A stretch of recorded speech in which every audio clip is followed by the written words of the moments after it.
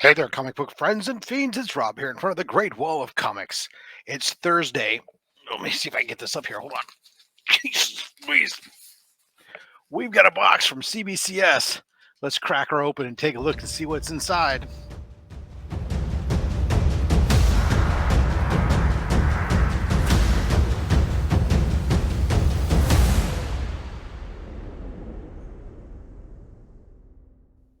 All right, so we've gone ahead and pulled these out of the box, got them unwrapped. We're ready to take a look and see what we've got. Whew, I'm excited because this should be some more oldie goodies. Yes, again, we will go from newest to oldest here as far as books go. And first up, right out of the gate, a book that my man, Jimmy the Don Kerr, would be proud to know that I own. And that is Firestorm #1. He's a big Firestorm guy. Firestorm, the Nuclear Man, issue #1, origin and first appearance of Ronnie Raymond and Martin Stein and Danton Black multiplex. There you go. So beautiful book, 9.0. I'm happy with that.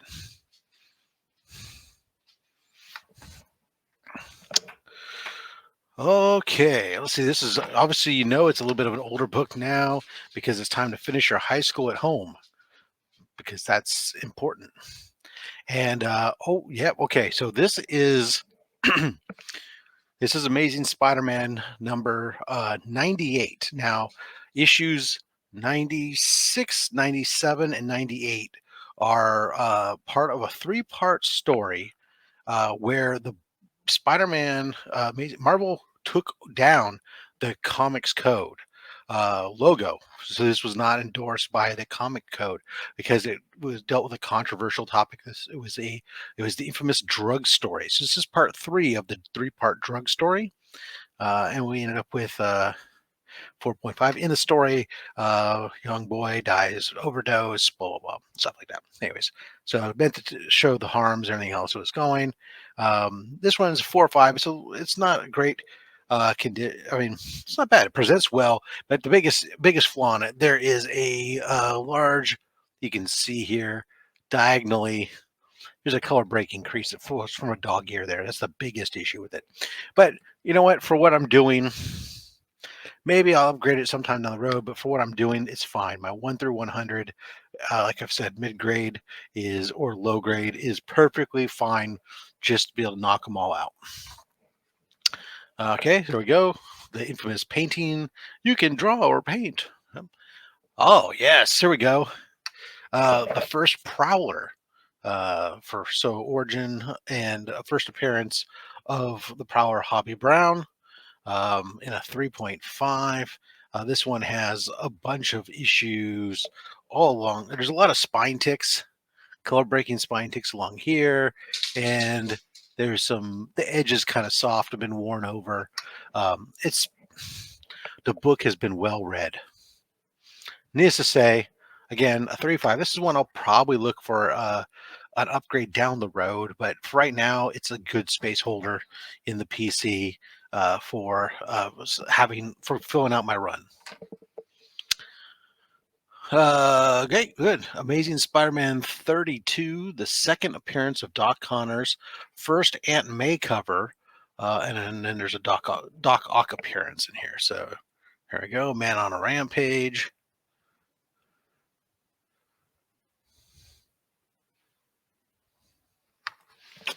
All right. Gotta love some ASM buff stuff. Oh, okay, what do we have? Okay, so this book has some notes on the back in addition to what's on the front. So we'll take care of them one by one. So this is a great book.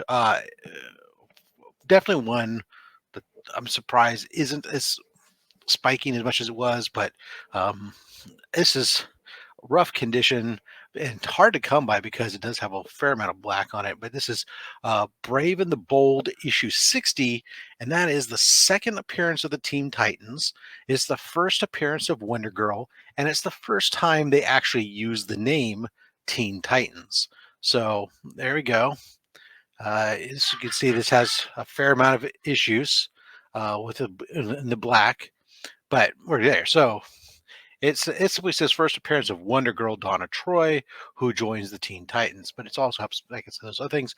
And then on the back of this here, it also notates the interior cover has a public service announcement ad featuring Superboy, a full page ad on page for an 80-page giant number 11, and a half page ad for Black Hawk number 210 and Rip Hunter Time Master number 27.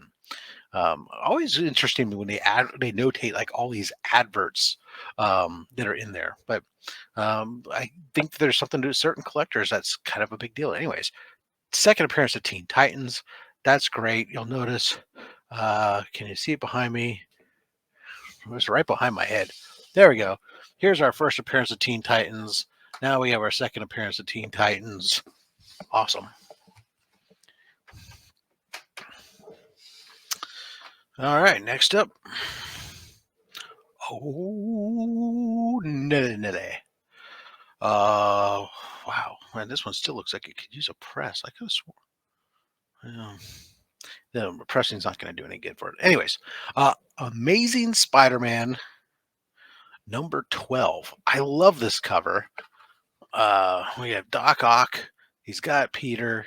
Peter's being revealed, unmasked by Dr. Octopus. Brilliant yellow cover.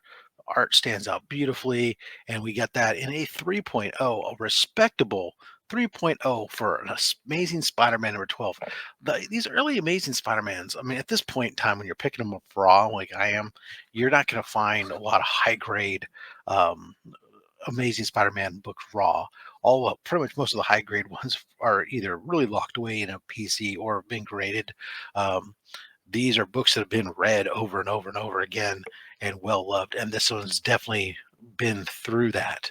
But again, for what I'm looking for doing, super respectable 3.0 for ASM number 12. And that's like it says, third appearance of Doc Ock and the first J. Jonah Jameson cover. And a letter from Dave Cockrum. What do we have for ads in here? A full page ad for the Fantastic Four number 26 and Tales of Suspense 53. All right. Okay. I'm looking at the backside of this, and I'm seeing we got some cover stuff going on here. Look at those colors on that cover. We got some artwork going on. This is a Dell 4-color book. This is Tom Corbett Space Cadet. This is the third issue in the Tom Corbett Space Cadet series, but the first 3 issues were not Tom Corbett Space Cadet. They were under the 4-color numbering sequence, Dell 4-color comics. So this is 4-color number 421 in a 6.5 from 1952. With cream to off-white pages.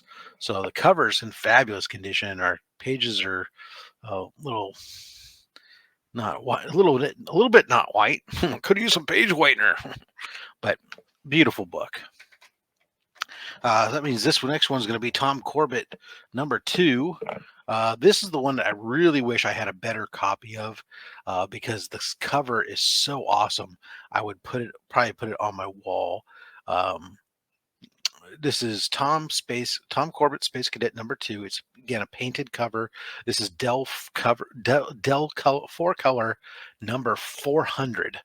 And look at that. I mean, these guys out there in their bubble helmets with a rocket ship in the background, a ray gun in their hands, are wrestling one another with their magna boots on. But you can see over here all this significant color breaking lines along the spine here. Not surprising. Painted covers. That's this one's just had its share. In the backside, you can see the big difference between the back of this book versus the back of this book. The difference in the loss of shine and everything else. So one of these things that I may have to be on the lookout for is an upgrade to my Dell 400, I guess, maybe at some point. And this one's one I'm really happy with that came out. This book I don't see a lot of in anything other than low grades. But this is Dell 4-color 378. It's Tom Corbett Space Cadet #1, and it has a painted back pinup cover in addition to the front cover. So here's our back cover, just our painted pinup cover, and then our front cover here. So that's it. That completes this Tom Corbett Space Cadet, a little 12-issue run. That completes it. All 12 issues, signed, sealed, or well, not signed, but graded. Nice little run there. I dig it. 1952 or 51 of that. February 1952. Cover art by Al McWilliams, in case you're interested. All right, that brings us down to just a couple books, 3 more books left, and we're only getting older. Yes. Okay, so this book, this is from 1951, early 1951. This is Flash Gordon #4 from Harvey Comics. So a couple weeks back, we unboxed some of these CBCS slabs, and we had our Flash Gordon #1 from Harvey Comics. This is #4. It was only a 4-issue run. They're reprinting old Flash Gordon dailies inside of them, but it's interestingly enough. I have one. I have issue 4. I'm looking for 2 and 3, but issues 2 and 3 are either really beat dogs or people just seem to not want to sell them. They're too expensive. But this is just another great one. You have Flash Gordon fighting with Ming. You have um, Darden is trapped in the sand. You've got ray guns. You got rocket ships. It's just awesomeness. Oh, it's a Harvey science fiction hit. Such a great book. Full page ad for an unpublished Flash Gordon #5. So there was an ad in this book for the next issue, which never got published. So there you go. And on the back, you could get your prizes. You could get our Daisy Red Ryder Cowboy Carbine. Sell 1 order plus $2. Holy cow. All right. Next book up. How about from 1947? So we're dead hard kicking off the atomic age here / end or transitional golden age, and here we go from Fawcett Publications. Captain Midnight. And here he is. He's got an alien captured. Aliens in the bubble helmet with electrodes on his head. Now he's gonna throw the switch and execute him, I guess, with a what he's doing. The Space Sentinel finds lunar lair. But it certainly looks like he's looking to execute him or something. But this book, I mean, a 4.0 is pretty darn good for this book because it definitely has some issue here along this book, and this it requires some invasive cleaning almost. But presumably, it's actually I hope it's not mold, but definitely foxing. A lot of foxing. Anyways, still great book. 1947 looks great. Bubble helmet monster be electrocution. All right, that brings us to our last book of the run here. And that, of course, is going to be our from 1941. And that is going to be Famous Funnies. Look at that. So Famous Funnies collected syndicated comic strips from the dailies and put them together into books. So you'd have everything from Buck Rogers and a bunch of others. This is just a great cover. I love this. The paratrooper coming down. We got a tank. He's pulling. And what's funny is this is 1941. So this is not like anything to do with oh my goodness. And then look at this on the backside. Tell it to the Marines. So this was July 1941. So this was before the U.S. involvement.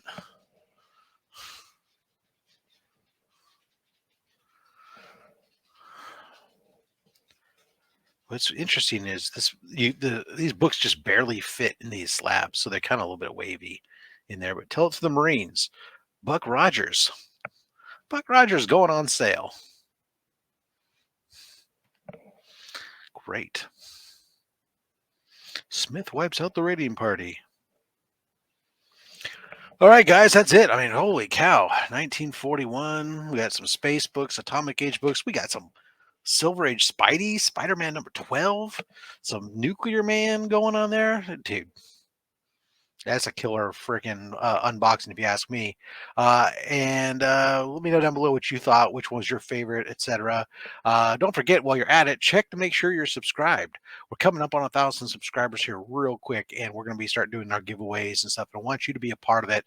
Also, hit that notification button so you know when OnlySlabs is airs, because OnlySlabs, the flagship show of this channel, phenomenal opportunity to meet different collectors and see the kind of slabs that they've got in their collections. All right, guys, until next time, collect what you want. Don't listen to anybody, including myself. I mean, I'm just a fat man with a fat stack of comics and a fat opinion. Thanks for watching.